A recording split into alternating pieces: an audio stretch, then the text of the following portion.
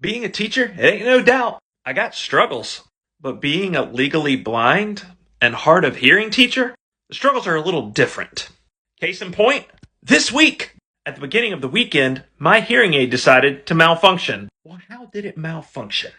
I will tell you. You see that little wire right there? That's called the receiver, and it's responsible for transmitting sound from the microphones and the bulbous part behind my ear to the molding on the inside of my ear. And it was fried. So what does that mean? Well, my hearing aids were technically not fully broken, but it was basically like having a microphone hooked up to a PA system with a messed up cord. At best, you could get a connection, but it was really, really crackly. And at worst, you got no sound at all. And that weekend, I went from crackly connection to a Sunday night with no sound out of my right ear. Man, talk about your Sunday scaries. Woo! So, I have a messed up hearing aid. I'm now rendered deaf in my left ear. Oh, and I can't get it fixed until Thursday. So what's a teacher to do? Improvise, of course. So one of the cool things about my hearing aids is that they're actually Bluetooth. I can actually hook my phone up to my hearing aids, and that transmits sounds from my phone directly into my ears. I can listen to phone calls in my ears.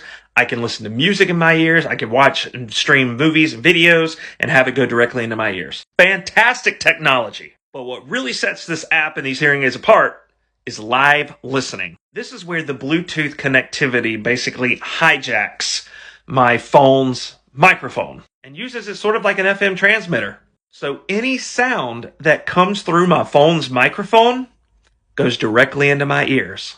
And this is how I made it for 4 days until I could get this receiver repaired. Now, just because I made it does not mean it was not a struggle. First off, because I was using my phone's microphone, I had to use it like a newscaster when I talked to people so they could speak directly into the phone and I could hear them. Literally, I'd be going up to people like, "Hey, what's up, man? How are you? You doing all right? Hey, how are we doing today?" And because the sound was directly in my ears, I could not discern the direction of what anything was coming from. I'd be walking down the hallway and all of a sudden I'd hear someone call my name. "Who said that? I know you're here, I just don't know where you're at."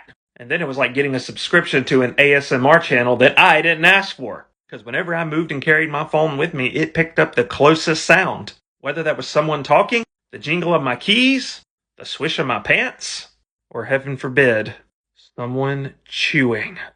But regardless of how annoying and not fun it was, I'm just thankful I was able to have some sort of backup plan to make it through.